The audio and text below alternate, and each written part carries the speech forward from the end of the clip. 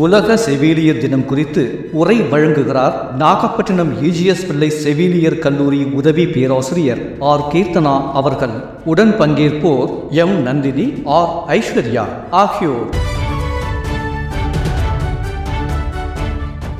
வணக்கம் அன்பர்களே. நாம் இந்த வாரம் செவிலியர் வாரம் கொண்டாடிட்டு வரோம். இப்போ பார்த்தீங்கன்னா நம்ம இந்தியாவில் நம்ம தேசிய அளவில் ஒவ்வொரு நகரத்துலேயும் செவிலியர் வாரம் அப்படின்னு நம்ம இந்த வாரம் கொண்டாடிட்டு வரோம். அதன் அடிப்படையில் இந்த மே மாதம் 12ஆம் தேதி தேசிய செவிலியர் தினம் நம்ம அனுசரிக்கிறோம். அது எதனால் அனுசரிக்கிறோம், எதை பேஸ் பண்ணி அந்த செவிலியர் தினம் நம்ம கொண்டாடிக்கிட்டு வரோம், அதை பற்றி நமக்கு ஒரு விரிவான விளக்கம் கொடுப்பதற்காக நாகப்பட்டினம் EGS பிள்ளை செவிலியர் கல்லூரியின் உதவி பேராசிரியர் ஆர் கீர்த்தனா அவங்க நம்மளுடைய சமுதாய வானொலி நிலையத்திற்கு வருகை புரிந்திருக்காங்க.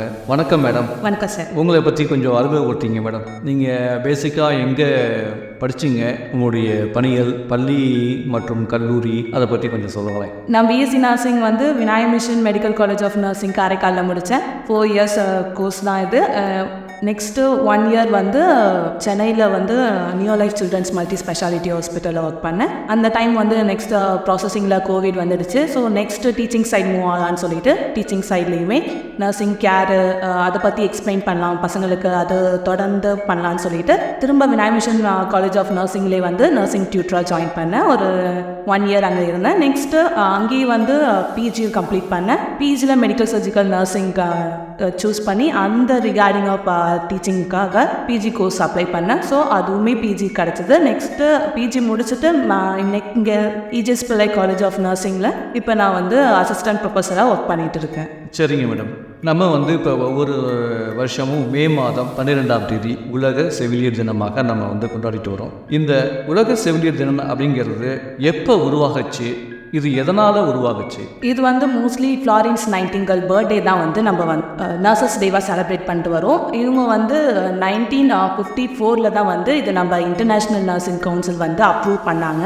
அவங்க ஆல்ரெடி ஃப்ளாரன்ஸ் நைட்டிங்கேல் அவங்கள பற்றி பேசினாலே நம்மளுக்கு ஒரு ஹிஸ்ட்ரி ஃபுல்லாகவே முடிஞ்சிடும். ஸோ இது மோஸ்ட்லி இந்த international council of nursing day இந்த இயருக்குள்ள தீம் என்ன கொண்டுட்டு வந்திருக்காங்கன்னா, our nurse our future the economic power of care. அதாவது நம்மளோட எதிர்கால பொருளாதாரமே நம்ம ஒரு நர்சிங் அவங்களோட டேக் கேர் பண்ணுறது, ஒரு பேஷண்ட்டோட ஹெல்ப் பண்ணுறதா இருக்கட்டும், இல்லை அவங்களோட ரெஸ்பான்சிபிலிட்டியாக இருக்கும், அவங்க எப்படி மற்றவங்கள்ட்ட கேர் கொடுக்குறாங்க, அதை பற்றி தான் மோஸ்ட்லி இந்த இயர் ப்ரொமோட் பண்ணியிருக்காங்க. இவங்க மே 12 எதனாலனாக்கா ஃபஸ்ட்டு இவங்க ஆரம்ப காலத்தில் 1954 தான் இது கம்ப்ளீட்டாக பண்ணாங்க. ஆனால் அதுக்கு முன்னாடி இந்த அதிகாரம் இன்டர்நேஷ்னல் கவுன்சில் ஆஃப் நர்சிங் கொடுக்கல யாருக்குமே. ஏன்னாக்கா இங்கே அமெரிக்கனில் ஒரு செவிலியர் என்ன பண்ணாங்கன்னா, அவங்க ஒரு சோஷியல் ரிஃபார்மர்.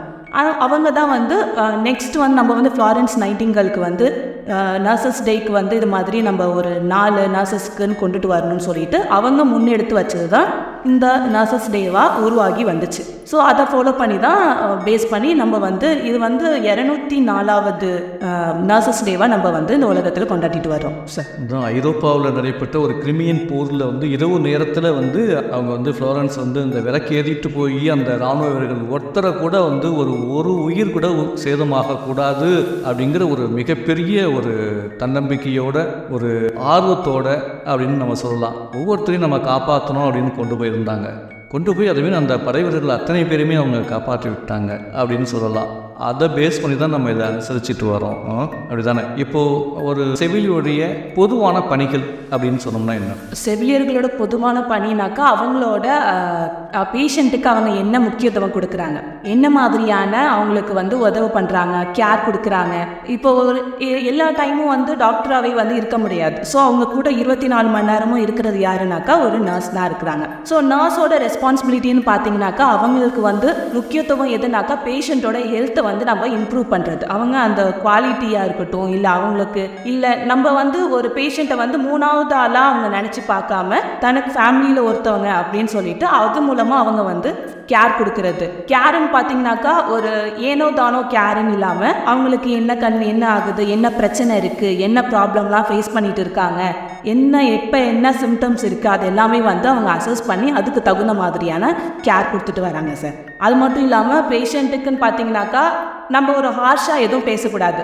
ஒரு கம்யூனிகேஷன் இருந்தால் தான் அங்கே வந்து ஒரு நர்ஸுக்கும் பேஷண்ட்டுக்கும் ஒரு ரிலேஷன்ஷிப்பே இருக்கும். ஸோ அந்த கம்யூனிகேஷன் அங்கே லேக் ஆனிச்சுனாக்கா அப்போ வந்து பேஷண்ட்டுக்கும் நர்ஸுக்கும் பேரியர் தான் இருக்கும். அதாவது ஒரு சின்ன சின்ன மனஸ்தாபம், இதுகிட்ட போய் கேட்டாக்கா இவங்க வந்து இப்படி தான் பேசுவாங்க அப்படின்னு சொல்லிட்டு ஒரு தப்பான மிஸ் அண்டர்ஸ்டாண்டிங் இருக்கும். ஸோ அதெல்லாம் வந்து ஃபேஸ் பண்ணாமல் அவங்க வந்து அவங்களோட எப்போதுமே ஹாப்பியாக அவங்க ஃபேஸை வந்து சிரிச்சுக்கிட்டே தான் அவங்க வந்து எல்லா பேஷண்ட்டுக்குமே கேர் கொடுப்பாங்க. அது மட்டும் இல்லாமல் அவங்களோட கடமைகள்னு பார்த்தீங்கன்னாக்கா பொறுப்புடைமையாக இருக்கணும். அவங்க என்ன கேர் கொடுக்குறாங்க அதில் வந்து நம்ம கொடுத்துட்டோமா அப்படின்னு சொல்லிட்டு அதை செக் பண்ணுறதா இருக்கட்டும், இல்லை மெடிக்கேஷன் கொடுக்கணுமா எந்த நேரத்தில் கொடுக்கணும் அதெல்லாம் அவங்க வந்து கரெக்டாக ஃபாலோ பண்ணி அதெல்லாம் பண்ணிட்டு வருவாங்க. இப்போ ஏதாவது ஒரு மிஸ்டேக்கு இந்த ஒரு நேரத்தில் ஏதாவது ப்ரொசீஜர் பண்ணணுமா, அது இப்போ மிஸ்டேக் ஆகிடுச்சா, ஸோ நாங்கள் மறந்துட்டாங்க அப்படின்னு அவங்களால அந்த இடத்துல சொல்ல முடியாது. ஸோ அதுவே அவங்களுக்கு வந்து பிரச்சனையாக இருக்கிறதுக்கான வாய்ப்பு உண்டு. அதனால் என்ன பண்ணுவாங்கன்னா அவங்களோட கேர் எதுவோ என்ன பேசிக்கான ட்ரீட்மெண்ட் எதுவோ அதுக்கு தகுந்த மாதிரி அவங்க கொடுப்பாங்க சார். அது செவிலியர் பணி அப்படிங்கிறது மிக ஒரு தாய்மைக்கு இணையான பணி. ஒரு குழந்தைய எப்படி தாய் வந்து ஒரு சின்ன குழந்தைய எப்படி பெற்றெடுத்து அதுக்கு வந்து பார்த்து அதை வளர்க்குறாங்களோ அதே போல் ஒரு நோயாளியை வந்து தாயாக இருந்து பார்த்துக்கிட்டு நேரத்துக்கு அவங்களுக்கு மருந்து கொடுத்து அவங்கள அன்பாக அனுசரித்து, அதாவது மருந்து ஒரு பக்கம் குணப்படுத்துறதுங்கிறதோட அந்த மருத்துவர் அந்த செவிலியருடைய அன்பான ட்ரீட்மெண்ட் இருக்குல்ல, அவங்க அனுசரிக்கிறது இல்லையா, அதுதான் வந்து ஒரு மனிதனை வந்து ரொம்ப அவனுக்கு ஒரு நம்பிக்கையை உண்டாக்கக்கூடியது அப்படின்னு சொல்லுவாங்க. அப்போ இப்போ பல காலத்துக்கு முன்னாடி நம்மளுடைய தமிழ் புலவர் பொய்யாமொழிவர் திருவள்ளுவரே அப்போ சொல்லியிருக்கிறாரு, உற்றவன் தீர்ப்பான் மருந்து உழைச்செல்வான் என்று அப்பால் நான் கூற்றிய மருந்து. அதாவது நோய் உற்றவன் மருத்துவர் உட்கொள்ளும் மருந்து உடன் செவிலியர் அவர்களே அந்த 4 பேரும் தான் மருந்து அப்படின்னு சொல்லிட்டு அந்த காலத்திலே திருவள்ளுவரே திருக்குறளில் எழுதி வச்சுட்டு போயிருக்கிறாரு. அதே போல் இந்த மருந்து, அந்த மருத்துவர், அந்த செவிலியர், இவங்க இந்த 4 பேர் சேர்ந்தாதான் அதுக்கு மருந்துன்னே பேர் அப்படின்னு சொல்லியிருக்கிறாரு. ஆனால் அந்த இடத்துல ஒரு நாற்காலிக்கு 4 கால் இருக்குன்னா செவிலியருங்கிற ஒரு கால் இல்லைன்னா கூட அது கீழே சாய்ஞ்சிரும். அதே போல் அன்னைக்கு ஒரு 2000 ஆண்டுகளுக்கு முன்னாடி திருவள்ளுவரே அழகாக அவங்கள பற்றி பெருமையை எடுத்து சொல்லிட்டு போயிட்டாரு. இப்போ நீங்கள் பார்த்தீங்கன்னா நிறைய கஷ்டங்கள்லாம் அனுபவிக்கிற மாதிரி இருக்கும், கண் முழிக்கிற மாதிரி இருக்கும், நிறைய நோயாளிகளோட நோய் தொற்றுலாம் உங்களை வந்து அணுகிற மாரி இருக்கும். அந்த மாரி நேரங்களில் உங்களை எப்படி நீங்கள் வந்து பாதுகாத்துப்பீங்க? அந்த எந்த ஒரு பயமும் உயிர் பயமே இல்லாமல் அடுத்தவங்க உயிரை காப்பாற்றணும், தன்னோட உயிரை பணைய வச்சு நீங்கள் உங்களுடைய பணியை செய்கிறீங்க இல்லையா, அதை பற்றி கொஞ்சம் சொல்லுங்கள் மேடம். ஸோ ஏன்னா நர்சிங்னாலே வந்து சுயநலமின்றி பொதுநலம் தான் நர்சிங்னு சொல்லுவாங்க. ஸோ அப்படின்னு பார்க்கும்போது நம்ம வந்து இந்த பேஷண்ட்டுக்கா, ஸோ இந்த தொற்றுடவா, சரி இதுக்கெல்லாம் நம்ம செய்யக்கூடாது, அதை தொடக்கூடாது, இது தொடக்கூடாது அப்படிலாம் எதுவுமே கிடையாது சார். எல்லாருக்குமே எப்படி நம்ம கேர் கொடுக்குறோமோ அதே மாதிரி தான் கொடுக்குறது. இப்போ சில பேர்லாம் என்ன நினச்சிட்டு இருக்காங்கனாக்கா, நர்சிங் வந்து இந்த வேலை சில வேலையை மட்டும்தான் பார்ப்பாங்க, சில வேலையை பார்க்க மாட்டாங்க அப்படின்னா இல்லை. அந்த ஒரு பேஷண்ட்டுன்னு அவங்க கையில் ஒப்படைச்சிட்டாங்களா, அவங்கள க்ளீன் பண்ணுறதா இருக்கட்டும், அவங்கள துடைக்கிறதா இருக்கட்டும், குளிப்பாட்டுறதா இருக்கட்டும், எல்லாமே வந்து அந்த நர்ஸோட கையில் தான் சார் இருக்குது. அவங்கள வந்து ஒரு சுத்தமாக வச்சுருந்தாலே, சுத்தம் சுகாதாரம் அது மாதிரி வச்சுருந்தாலே வந்து அவங்களுக்கு வந்து கொஞ்சம் ரிலீஃபாக இருக்கும் பேஷண்ட்டுக்கு. ஓகே, நம்ம வந்து ஒரு நல்ல பாதுகாப்பான ஒரு இடத்துல இருக்கோம், நம்மளோட கண்டிஷன் அவங்க இம்ப்ரூவ் பண்ணிடுவாங்க அப்படின்னுங்கிற ஒரு சப்போர்ட்டை வந்து இந்த நர்ஸ் கொடுப்பாங்க சார் அங்கே. அதனால் வந்து பேஷண்ட்டுக்கு வந்து அவங்களோட கண்டிஷன் வந்து இம்ப்ரூவ் ஆகுறதுக்கான சான்சஸ் இருக்குது. நம்மளுக்கு சப்போர்ட்டிவாக ஒருத்தவங்க இருக்காங்க, சரி இவங்க கூட இருந்தோம்னாக்கா நம்மளோட இல்னஸை வந்து அவங்க வந்து ப்ரிவென்ட் பண்ணலாம் அப்படின்னு சொல்லிட்டு அதை வந்து அவங்க மோஸ்ட்லி பேஸ் பண்ணி அவங்க கேர் கொடுப்பாங்க சார். நீங்கள் என்னென்ன கஷ்டங்கள் தான் அனுபவிக்கிறீங்க? கஷ்டங்கள்னு பார்த்தீங்கன்னாக்கா, நான் மோஸ்ட்லி வந்து எல்லார்ட்டையும் எதுக்கு எடுத்தாலும் திட்டுவாங்க சார். நர்ஸ்னாலே பொறுமையாக இருந்தால் மட்டும்தான் அவங்க வந்து அந்த வேலையை பார்க்க முடியும். அவங்க திட்டினாலும் ஆமாம் சார், கண்டுக்காமல் போகிற மாதிரி இருக்கணும். அதுதான் வந்து ஒரு பெரிய வேலைனாக்கா இந்த நர்சிங்கில் அதுதான் பண்ணுவோம். ஏன்னாக்கா நான் எல்லாருக்குமே சார், இப்போ ஒரு பேஷண்ட் வராங்க, எமர்ஜென்சியாக வருவாங்க, அவங்களுக்கு வந்து நம்ம போய் கொஞ்சம் நேரம் வெயிட் பண்ணுங்கன்னு சொல்ல முடியாது. அதுக்கும் அவங்க திட்டுவாங்க, இதோ டாக்டர் வந்துட்டு இருக்காங்க அப்படின்னு சொன்னாலும் இவ்வளோ நேரம் என்ன பண்ணிட்டு இருக்காங்க, அதுக்கும் நம்ம தான் திட்டுவாங்க. இந்த பேஷண்ட்டை இங்கேருந்து வேறு இடத்துக்கு கொஞ்சம் ஷிஃப்ட் பண்ணிக்கோங்களேன், கொஞ்சம் மாறிக்கோங்களேன் அப்படின்னு சொன்னாலும் அதையுமே நம்மளும் பேஸ் பண்ணி தான் நம்மள்ட்ட தான் திட்டு வாங்குவாங்க. நம்ம தான் இவ்வளோ ஹாஸ்பிட்டலில் இவ்வளோ மேனேஜ்மெண்ட் இவ்வளோ அமௌண்ட் ஆகுது, இவ்வளோ ரெண்ட் ஆகுது அப்படி இப்படின்னு நம்ம எக்ஸ்பிளைன் பண்ணால் கூட அதுக்குமே நம்மளை தான் திட்டுவாங்க. ஸோ மோஸ்ட்லி என்னன்னாக்கா அந்த இடத்துல யாரும் திட்டு வாங்குறது யாருன்னு பார்த்தீங்கன்னாக்கா நர்சிங் தான். திட்டு வாங்கிட்டுமே என்ன பண்ணுவாங்கன்னா அவங்க வந்து அவங்களோட மூஞ்சை வந்து கோவம் படுறதோ அந்த பேஷண்ட் கிட்ட எதுவுமே காட்டிக்க மாட்டாங்க. சரி நம்ம வீட்டில் ஒரு ஆள் நினச்சி அவங்களும் அதே மாதிரி ப்ராசஸிங்லேயே போயிட்டே இருப்பாங்க சார். இப்போ நம்ம அந்த அவங்க நைட்டிங்கல் அவங்கள பேஸ் பண்ணி வந்து நம்ம வந்து இப்போ செவிலியர்லாம் பட்டம் பெறுறாங்க அப்படின்னா அவங்க பட்டம் வாங்கும்போது அவங்களுடைய ஒரு உறுதிமொழி எடுப்பாங்க. அப்போ இன்றைக்கும் அந்த பாரம்பரியமான அந்த லைட் அந்த லாண்டர் லைட்டு கையில் வச்சு தான் எடுப்பாங்கன்னு சொல்கிறாங்க. அதை பற்றி சொல்லுங்களேன். ஸோ இது வந்து பார்த்தீங்கன்னாக்கா ஃப்ளாரன்ஸ் நைட்டிங்கல் வந்து ஐரோப்பியாவில் நடந்த கிரிமினல் வாரில் வந்து இப்போ இருக்க காலகட்டத்துன்னு பார்த்தீங்கன்னாக்கா மாடர்ன் வேர்ல்ட் ஆயிடுச்சு. எல்லா கேரும் வந்துட்டு எல்லா ஃபெசிலிட்டிஸும் அவைலபிளாக இருக்குது. ஆனால் இப்போ அந்த காலத்தில் பார்த்தீங்கன்னாக்கா அப்படிலாம் எதுவும் இல்லை. ஸோ அப்பயே அவங்க அவ்வளோ கேர் கொடுத்துருக்காங்க. இப்போ 100% சோல்ஜர்ஸ் வந்து அங்கே இறக்குற நிலமையில இருக்கும்போது இவங்க போயிட்ட மரக்கு என்ன ரேஷியோன்னு பார்த்தீங்கன்னாக்கா 82லேருந்து 40 கன்வெர்ட் ஆயிருக்கு. அப்போ அத்தனை பேர் என்ன பண்ணியிருக்காங்க, இவங்க காப்பாற்றிருக்காங்க. எப்படி காப்பாற்றிருக்காங்க, ஒரு இருட்டான இடத்துல கூட ஒரு லைட்டை வச்சு தான் அவங்க போயிட்டு ட்ரீட்மெண்ட் கேர் கொடுத்துருக்காங்க. அது மட்டும் இல்லாமல் கொடுத்த பேஷண்ட்டு திரும்ப இவங்க போய் தூங்கவும் மாட்டாங்க சார். 20 ஹவர்ஸாக இருந்தால் கூட அதுக்கு தகுந்த மாதிரியான ஒர்க் பண்ணிட்டு தான் இருப்பாங்க வர டைமில். அப்போ என்ன பண்ணுவாங்கனாக்கா எல்லா பேஷண்ட்டுமே வந்து அவங்க செட்டில் ஆகிருக்காங்களா, எல்லா பேஷண்ட்டுமே வந்து பாதுகாப்பாக இருக்காங்களா அப்படின்னு அவங்க செக் பண்ணிட்ட மறக்கு தான் இவங்க போய் தூங்குவாங்க. அதனால தான் இவங்களுக்கு வந்து என்ன வந்துச்சுனாக்கா லேடி ஆஃப் தி லேம்ப்பு அப்படின்னு சொல்லிட்டு சொல்கிறாங்க சார். ஸோ அதை பேஸ் பண்ணி தான் வந்து இந்த காலத்துலேயும் பார்த்தீங்கன்னாக்கா இந்த nursing BSc nursing first year படிக்கும் போது என்ன பண்ணுவாங்கனாக்கா லைட் லேம்பிங் சொல்லிட்டு ஒரு செரிமனி நாங்கள் கனெக்ட் பண்ணிட்டு வரோம். இந்த செரிமனி எதுக்குனாக்கா இந்த ஃப்ளாரன்ஸ் நைட்டிங்கலுக்கு ஒரு அங்கீகாரம் கொடுக்கறது மாதிரி நம்ம நர்சிங் படிக்கிற பசங்களும் அவங்கள மாதிரி ஒரு தூய்மை பணியாளராக இருக்கணும்.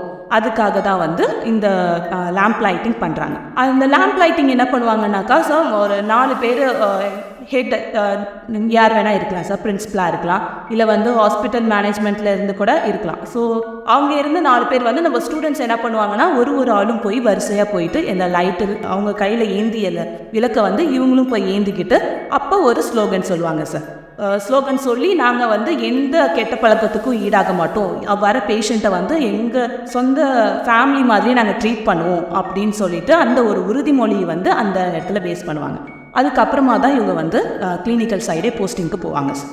இன்றைக்கும் எல்லா இடங்களிலும் இந்த உறுதிமொழி இருக்கிறதுங்கிறது ஒன்று சிறப்பாக இன்றைக்கி நடந்துக்கிட்டு இருக்குது. அது ரொம்ப பெருமைக்குரிய விஷயம். அது வந்து அவங்கள வந்து பெருமைப்படுத்தக்கூடியது.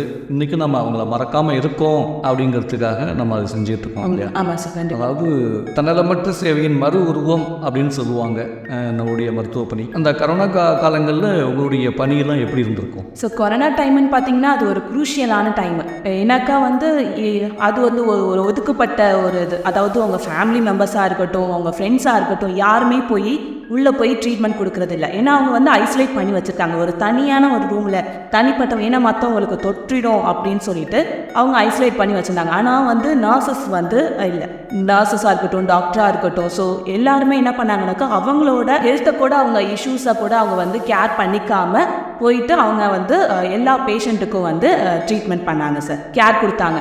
இதில் ரொம்ப இது இப்போ என்னன்னு பார்த்தீங்கன்னாக்கா அவங்க வீட்டில் இருந்து கூட யாராவது இருக்கலாம், சிக்காக இருக்கலாம், இல்லை அந்த டைமில் கூட அவங்க போய் அவங்க பேஷண்ட்டை அவங்க வீட்டில் உள்ளவங்க யாரையுமே போய் பார்க்க முடியாத சுச்சுவேஷனில் இவங்களும் என்ன பண்ணியிருப்பாங்கன்னா குவாரண்டைன் பண்ணி வச்சுருப்பாங்க சார். அவங்க குழந்தைங்களா இருக்கட்டும், அப்பா அம்மாவாக இருக்கட்டும், அவங்க ஹாஸ்பிட்டலில் இருந்தால் கூட வேறு ஹாஸ்பிட்டலில் இருந்தால் கூட இவங்க போய் பார்க்க முடியாத நிலமை இருக்கும். அது மட்டும் இல்லாமல் இப்போ கோவிட் டைம்னு பார்த்தீங்கன்னாக்கா ஃபுல்லாகவே வந்து நர்சஸ் வந்து பிஓபி தான் சார் போட்டிருப்பாங்க, அதாவது பர்சனல் ப்ரொடெக்டிவ் எக்யூப்மெண்ட். அவங்கள காப்பாற்றிக்கிறதுக்காக ஒரு உடை மாதிரி அணிஞ்சிருப்பாங்க. அது ஃபுல்லாகவே கவர் பண்ணியிருப்பாங்க. அந்த உடையில எப்படி இருக்குன்னு பார்த்தீங்கன்னா ஒரு காற்று கூட உள்ளே போக முடியாத அளவுக்கு இருக்கும் சார். மூச்சு விடுறதுக்கு கஷ்டமாக இருக்கும், வெளியில் வந்து தண்ணி குடிக்கிறதுக்கு கஷ்டமாக இருக்கும். அது மட்டும் இல்லாமல் ஒரு வெளியில் போகவே முடியாத சுச்சுவேஷன்னாக்கா அந்த டைமிங் சொன்னால். ஸோ அதில் நிறைய நர்சஸ்லாம் வந்து ரொம்ப நிறைய கஷ்டப்பட்டிருக்கிறது உண்மை தான் சார். மாரி இந்த நோய் தொற்று காலத்தில் தன்னுடைய உயிரை வந்து பணையாக வச்சு செவிலியர்கள் தங்களுடைய பணியை வந்து சிறப்பாக செஞ்சுருக்காங்கன்னா அவங்க வந்து காலத்துக்கும் போற்றப்படக்கூடியவர்கள், பாராட்டப்படக்கூடியவர்கள். நம்ம மறக்க முடியாது.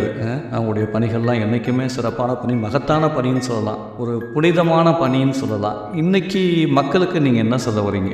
நம்முடைய செவிலியரை பற்றி என்ன அவங்க நினைக்கணும் அப்படிங்கிறது நீங்கள் சொல்ல வரீங்க? நர்சிங்கை பற்றி நீங்கள், அதாவது நீங்கள் எல்லோரும் என்ன நினச்சிட்டு இருக்காங்கன்னா எம்பிபிஎஸ், இப்போ காலத்துல எம்பிபிஎஸ் தான் சார் ஃபுல்லாக எல்லா ஸ்டூடெண்ட்ஸுமே வந்து நீட் எக்ஸாம் எழுதுறது, எம்பிபிஎஸ்க்கு போய் ஜாயின் பண்ணுறது, அந்த ஒரு லட்சிய கொடுக்கல தான் இருக்காங்க. இந்த நர்சிங்காக இருக்கட்டும், நர்சிங்கை வந்து யாரும் ஒரு பொருட்படுத்துறது கிடையாது. ஏன்னு கேட்டிங்கனாக்கா இன்கம் ஃபெசிலிட்டிஸாக இருக்கலாம், இல்லை வந்து அவங்க வந்து வெளியில் போனாக்கா நிறைய ஆப்பர்ச்சுனிட்டிஸ் கிடைக்கும். அதுவே வந்து நர்சிங் சைட்லேயும் அது ஒன்று தான் சார்.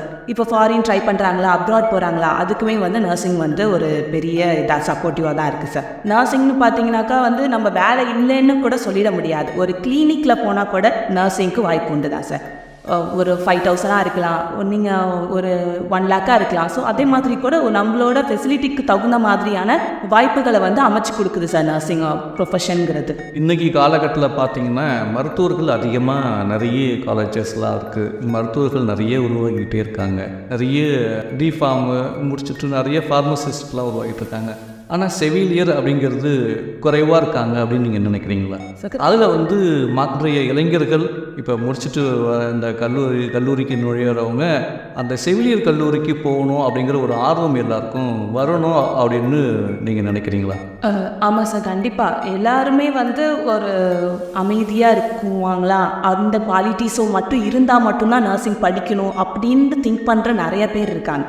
அப்படிலாம் கிடையாது. நீங்கள் ஜாயின் பண்ணி இதை படிக்க ஆரம்பிச்சிட்டாங்கனாலே அந்த பொறுமைகள் எல்லாமே வந்துடும். இப்போ எனக்கு பிஎஸ்சி நர்சிங்க்கு படிக்கணும்னு எனக்கு ஆசை எப்போ வந்ததுன்னா சார், இது வந்து நான் 8th எடுத்த முடிவு சார். எங்கள் மேம் கேட்டாங்க, இது மாதிரி நீங்கள் என்னன்னா உங்களுக்கு லைஃப்பில் என்ன பண்ண போகிறீங்க, என்ன படிக்க போகிறீங்க அப்படின்னு கேட்டாங்க சார். அப்போ நாங்கள் ஒரு 4-5 ஃப்ரெண்ட்ஸ் இருந்தோம். அந்த ஃப்ரெண்ட்ஸில் ஒரு ஆள் என்ன பண்ணாங்கனாக்கா, நான் எம்பிபிஎஸ் தான் படிப்பேன் அப்படின்னு சொல்லிட்டு அவங்களோட டிசிஷன் அவங்க சொன்னாங்க. ஆனாக்கா நாங்கள் எங்கள் டீமில் ஒரு 6 பேரில் நாங்கள் எல்லாருமே டிசைட் பண்ணது, ஏன் நீங்கள் நர்சிங் படிக்கக்கூடாது, பிஎஸ்சி நர்சிங்னு ஒரு கோர்ஸ் இருக்குது. அப்போ எங்கள் மேம் மிஸ் என்ன சொன்னாங்கனாக்கா, பிஎஸ்சி நர்சிங்னு கேள்விப்பட்டது இந்த ஒரே ஒரு கிளாஸில் மட்டும்தான் நான் கேள்விப்படுறேன் அப்படின்னு சொல்லிட்டு சொன்னாங்க சார். அப்பயுமே நாங்கள் எங்கள் 6 ஃப்ரெண்ட்ஸ் சர்க்கிளில் நர்சிங் படித்து சூஸ் பண்ணி வந்தது நான் ஒரே ஒரு ஆள் தான் சார். அப்போ பார்த்துக்கோங்க எப்படி இருக்குன்னு பார்த்துக்கோங்க. அந்த நிலைமை எல்லாருமே சேஞ்ச் ஆகிடுறாங்க, அவங்களோட டிசிஷன் மேக் பண்ணி சேஞ்ச் ஆகிடுறாங்க. ஆனால் நர்சிங்கிறது ஒரு உன்னதமான ஒரு தொழில். அதை அவங்க ஒரு அவங்களோட கேருக்கு தகுந்தி மீறி அவங்க ட்ரீட்மெண்ட் கொடுக்கணும் பேஷண்ட்டுக்கு. அது ஒரு தொழில்ங்கிறதோட சேவை மனப்பான்மை, முழுக்க 100% சேவை தான். அது சேவை தான். அந்த சேவைக்கு கொடுக்கக்கூடிய வெகுமானம் தான் நம்மளுடைய வருமானம் அப்படிங்கிறது. இன்றைக்கி நிறைய டாக்டர்ஸ் இருக்காங்க, நிறைய ஃபார்மசிஸ்ட் இருக்காங்க, ஆனால் நர்ஸ் அப்படிங்கிறது கொஞ்சம் கம்மியாக இருக்கிறது போல தோணுது. மக்களுக்கு இன்றைக்குள்ள பசங்களுக்கு, இப்போ உள்ள மாணவ மாணவிகளுக்கு அந்த நர்சிங் படிக்கணும், நாமளும் ஒரு செவிலியர் பணிக்கு போகணும், ஒரு செவிலியர் ஆகணும் அப்படிங்கிற ஒரு இன்ட்ரெஸ்ட் இன்றைக்கி எல்லாருக்கும் உருவாக்கணும். அதுக்கு உங்களுடைய ஆலோசனை என்ன? இந்த நர்சிங் படிக்கணுன்னா அவங்க ஓன் இன்ட்ரெஸ்டோட வரணும் சார் முதல்ல. ஏன்னாக்கா இதில் கிளினிக்கல் போஸ்டிங்க்கு நாங்கள் போடுறோம். அது மட்டும் இல்லாமல் இப்போ நிறைய தியரி ஒர்க்ஸ் இருக்குது, எழுதணும், ரைட்டிங் ஒர்க்ஸ் இருக்குது, நிறையா படிக்கணும். ஏன்னா நம்ம போய் ஒரு பேஷண்ட்டுக்கு ஒர்க் பண்ணுறோன்னா அவங்களுக்கு அந்த ஸ்கில் இருக்கணும், அந்த நாலேஜ் கண்டிப்பாக இருந்தால் மட்டும்தான் அவங்களால அந்த இதை பண்ண முடியும். ஸோ அதுக்கு தகுந்த மாதிரி ப்ரொசீஜர்ஸ் நாங்கள் சொல்லித்தரோம். இதெல்லாம் பேஸ் பண்ணி வச்சு அவங்க ஜாயின் பண்ணுறது உண்டு தான் சார். அது மாதிரி அவங்களோட நாங்கள் இப்போ ஒரு அட்மினிஸ்ட்ரேஷன் மெடிக்கேஷன் எப்படி பண்ணுறது, ஒரு ப்ரொசீஜர் போய் எப்படி பேஷண்ட் கிட்ட பேசுகிறது, அவங்கள்ட்ட எப்படி கம்யூனிகேஷன் பண்ணுறது, அது எல்லாமே நாங்கள் சொல்லி கொடுத்துட்டு தான் சார் வரோம். இதெல்லாம் நீங்கள் ஒரு நர்ஸாக ஆகுனீங்கனாக்கா 100% அவங்களுக்கு கண்டிப்பாக அவங்களோட லைஃப் ரொம்ப ஹாப்பியாக சக்ஸஸ்ஃபுல்லாக தான் சார். அதாவது ஒரு +2 முடிச்சுட்டு இருக்காங்க, ஒரு பொண்ணு இருக்காங்க, ஒரு பையன் இருக்காங்கன்னு அவங்களுக்கு என்ன ஆலோசனை சொல்ல வரீங்க? நம்மளுடைய செவிலியர் பணிக்கு வர்றதுக்கு என்ன ஆலோசனை? இந்த படிப்பு அவங்களுக்கு வரணும் அப்படிங்கிறதுக்காக. அதாவது இன்றைக்கி காலகட்டத்தில் நம்ம நிறைய பேர் எவ்வளவோ கோர்ஸ் இருக்குது, இதுக்கும் வாங்க அப்படின்னு நம்ம சொல்லணும். இந்த கோர்ஸும் படிங்க, செவிலியர் பண்ணி பாருங்கள் அப்படிங்கிறதுக்காக நீங்கள் என்ன சொல்ல வரீங்க? ஒரு அறிவுரை இல்லைன்னா ஒரு ஆலோசனை. நம்ம நாட்டுக்கு எல்லையிலேருந்து போராடுறாங்கல்ல சார், அவங்க வீரர்கள் தான், ஓகேவா? அதே மாதிரி ஒரு உயிர் எல்லைக்காக போராடுறாங்க சார், அதுவும் யாருன்னு கேட்டிங்கன்னா நர்ஸ் தான். ஸோ அந்த மாதிரியான படிப்புக்கு இந்த காலகட்டத்தில் நிறைய பேர் படிச்சுட்டு தான் இருக்கிறாங்க. இன்னமும் நிறைய பேர் ட்ரை பண்ணி படிக்கிறதுக்கு முன்னேறி வரணும் சார். நிறைய மாணவிகள் வந்து இந்த செவிலியர் வந்து படிக்கணும் அப்படிங்கிறது உங்களுடைய நினைவா? ஆமாம், இந்த காலகட்டத்தில் இருக்க இளைஞர்களும் நீங்கள் அந்த நர்சிங் ஒரு கோர்ஸை ஒரு லைஃப் ஆப்பர்ச்சுனிட்டியாக எடுத்துக்கிட்டு நீங்களும் இந்த கோர்ஸுக்கு படிக்கிறதுக்கு வரலாம். ஓகே, மிக்க நன்றி. இது வரைக்கும் நம்முடைய நிலையத்திற்கு வந்திருந்து மிக சிறப்பாக ஒரு விரிவான விளக்கத்தை அந்த செவிலியர் தினத்தை முன்னிட்டு நமக்கு கொடுத்துருக்காங்க. நம்முடைய இஜிஎஸ் பிள்ளை சமுதாய வானொலி நிலையத்திற்கு வந்திருந்து நமக்கு இந்த விரிவான விளக்கத்தை தந்த இஜிஎஸ் பிள்ளை செவிலியர் கல்லூரியின் உதவி பேராசிரியர் அவர் கீர்த்தனா அவர்களுக்கு நமது நிலையத்தின் சார்பாக நன்றியை தெரிவித்துக் கொள்கிறோம். நன்றி மேடம். நன்றி. இஜிஎஸ் பிள்ளை சமுதாய வானொலி 90.0 இது நம்ம ரேடியோ, நாகை ரேடியோ. வணக்கம், என் பேர் நந்தினி. நான் இஜிஎஸ் பிள்ளை செவிலியர் கல்லூரியில் 2ஆம் ஆண்டு பிஎஸ்சி நர்சிங் படிக்கிறேன். இன்றைக்கி என்னன்னா உலக செவிலியர் தினம், மே 12 உலக செவிலியர் தினம் கொண்டாடப்படுகிறது. இந்த தினம் ஏன் கொண்டாடுறோம்னா ஃப்ளாரன்ஸ் நைட்டிங்கேல் அப்படிங்கிற ஒரு விளக்கேந்திய காரிகையோட பிறந்த நாளை முன்னிட்டு இந்த தினம் நம்ம கொண்டாடுறோம். இதோட முக்கியத்துவம் என்னன்னா அவங்களோட பெருமையை வந்துட்டு நம்ம உலகெங்கும் தெரிவிக்கிறதுக்காண்டியும் ஒரு செவிலியரோட அவங்களோட பணிகள், அவங்களோட கடமைகள், அவங்களோட தியாகங்களை வந்துட்டு நம்ம வந்து மக்களுக்கு வந்து தெரியப்படுத்துறதுக்காண்டி இந்த தினம் வந்து கொண்டாடப்படுகிறோம். பெற்றோர்கள் கூட இந்த காலகட்டத்தில் அதிகமாக தொற்றுநோய் வாய்ப்பட்டவங்களை தொடர்றதுக்கு வந்து அருவருப்பு படுற இந்த காலகட்டத்தில் ஒரு செவிலியராக அவங்கள தொட்டு அவங்களுக்கு வந்து ஒரு கேர் கொடுக்குறாங்க. ஸோ அந்த மாதிரியான கேர் வந்து உலக மக்களுக்கு தெரியணும். ஆனால் செவிலியர்கள்னால் என்ன நினச்சிக்கிட்டு இருக்காங்கன்னா அது வந்து ஒரு இழிவானதாக நினச்சிக்கிட்டு இருக்காங்க. இந்த காலகட்டத்தில் எம்பிபிஎஸ் தான் வந்துட்டு பெரிய படிப்பு, செவிலியர் அப்படிங்கிறது ஒன்றும் இல்லை அப்படின்னு நினச்சிக்கிட்டு இருக்காங்க. அப்படிலாம் இல்லை. செவிலியரும் ஒரு படிப்பு, ஒரு உதவி செய்கிறது, ஒரு சேவை செய்கிற ஒரு பணி அப்படிங்கிறத மக்களுக்கு தெரியப்படுத்தணும். செவிலியர்களுக்கு ஒரு முக்கிய முன்னோடி யாருன்னா ஃப்ளாரன்ஸ் நைட்டிங்கேல் தான் நம்ம சொல்லுவோம். இப்படி ஃப்ளாரன்ஸ் நைட்டிங்கேல்னு சொல்கிறேன். அவங்க யார், அவங்களோட ஹிஸ்ட்ரி என்ன அப்படின்னா இவங்க வந்து இத்தாலி நாட்டில் ஃப்ளாரன்ஸ் அப்படிங்கிற ஒரு நகரத்தில் வந்து பிறந்தாங்க. இவங்க வந்து 1820ஆம் ஆண்டு மே 12 பிறந்தாங்க. இவங்களோட வாழ்க்கை அப்படின்னு பார்த்தோன்னா இவங்க ஒரு பணக்கார குடும்பத்தை சேர்ந்தவங்க தான். ஆனால் இவங்களுக்கு சுபபோக வாழ்க்கையில் வந்துட்டு இவங்களுக்கு ஒரு நாட்டம் இல்லை. நான் என்ன பண்ணணும், சமூக சேவை செய்யணும், எனக்கு இந்த பணக்கார வாழ்க்கை தேவையில்லை அப்படின்னு அவங்க நினச்சாங்க. ஆனால் அவங்க பெற்றோர்கள்லாம் என்ன பண்ணாங்கன்னா இதற்கு எதிர்ப்பு தெரிவித்தாங்க. தனது 31ஆம் வயதில் நான் இனிமேல் என் பெற்றோர் பேச்சை நான் கேட்கணும்னு அவசியம் இல்லை, நான் வந்து சேவை செய்ய போகிறேன் அப்படின்னு முன் வந்து ஜெர்மனியில் லண்டனில் இருக்கக்கூடிய ஒரு செவிலியர் பயிற்சி மையத்தில் இவங்க சேர்ந்து அதுக்கான பயிற்சியை வந்து பெறுறாங்க. அதே காலகட்டத்தில் இங்கிலாந்து நாட்டில் ஒரு போர் வெடிக்குது, கிரைமியன் வார் அப்படிங்கிற ஒரு போர் வெடிக்குது. அந்த காலகட்டத்தில் நிறைய போர் வீரர்கள் வந்து காயமுற்று ஒரு மருத்துவ சேவை இல்லாமல் படுகாயமுற்று நிறைய பேர் இறந்து போகவும் செஞ்சாங்க. அந்த நேரத்தில் இத்தாலி நாட்டுக்கு இவங்க போய் தன்னோட சேவைகளை செய்ய ஆரம்பித்தாங்க. இதுதான் இவங்களோட சேவையோட முதற் படியாக இருந்துச்சு. அங்கே இருக்கக்கூடிய மக்கள் எல்லாரையும் மருத்துவமனைக்கு அழைச்சிட்டு போய் அங்கே வச்சு பார்த்து அவங்களுக்கு தேவையான உணவு எல்லாத்தையும் கொடுத்து ஒரு மருத்துவ சேவை மட்டும் செய்யாமல் அதை தாண்டியும் கூட்டுறது, சமைக்கிறது, சுகாதார பணி எல்லாத்தையுமே வந்துட்டு அவங்க பண்ணாங்க. அந்த இடத்துல அவங்க புரிஞ்சுக்கிட்டது என்னன்னா ஒரு நோயாளி வந்துட்டு குணமாகணும்னா முக்கியமான ஒன்று சுகாதாரமான காற்று, சுத்தமான இடம் அப்படிங்கிறத அவங்க முன் வச்சாங்க. அதுலேருந்து எல்லா இடத்துலையும் அவங்க ஒரு முக்கியமான கொள்கை என்ன சொல்கிறாங்கன்னா நோயாளிகள் வந்து குணமாகறதுக்கு சுத்தமான இடம், சுத்தமான காற்று தான் வேணும். அப்போ மருத்துவமனைகளில் வந்துட்டு ஜன்னல்கள் இருக்கணும் அப்படிங்கிற ஒரு விஷயத்தை அவங்க தான் கொண்டு வந்தாங்க. அதுக்கப்புறம் அந்த இங்கிலாந்து நாட்டிலேருந்து வெளிவந்து 1856ஆம் ஆண்டு சென்ட் தாமஸ் மருத்துவமனை அப்படிங்கிற ஒரு மருத்துவ பயிற்சி நிலையத்தை வந்து தொடங்கினாங்க. அதுக்கப்புறம் 1907ஆம் ஆண்டு ஆர்டர் ஆஃப் மெரிட் அப்படிங்கிற ஒரு அவார்டை இங்கிலாந்து ராணி வந்து இவங்களுக்கு வழங்கினாங்க. அந்த அவார்டு வாங்கின மறு வருஷமே, அதாவது 1908ஆம் ஆண்டு freedom of the city of London அப்படிங்கிற அவார்டு வந்து இவங்க வாங்குறாங்க. அதன் பிறகு 1910ஆம் ஆண்டு ஆகஸ்ட் 13ஆம் நாள் விளக்கேந்திய காரிகை என்று அழைக்கப்படும் ஃப்ளாரன்ஸ் நைட்டிங்கேல் லண்டனில் இயற்கை எய்தினார். இந்த புனிதமான உலக செவிலியர் தினத்தில் ஒரு செவிலியர் மாணவியாக படித்து கொண்டிருக்கும் நான் எனது நன்றியையும் வாழ்த்துக்களையும் அனைத்து செவிலியர்களுக்கு தெரிவித்துக் கொள்கிறேன். நன்றி. அனைவருக்கும் சர்வதேச செவிலியர் தின நல்வாழ்த்துக்கள். உலக செவிலியர் தினம் குறித்த உரை வழங்கினார் நாகப்பட்டினம் இஜிஎஸ் பிள்ளை செவிலியர் கல்லூரி உதவி பேராசிரியர் ஆர் கீர்த்தனா அவர்கள். உடன் பங்கேற்றோர் எம் நந்தினி, ஆர் ஐஸ்வர்யா ஆகியோர்.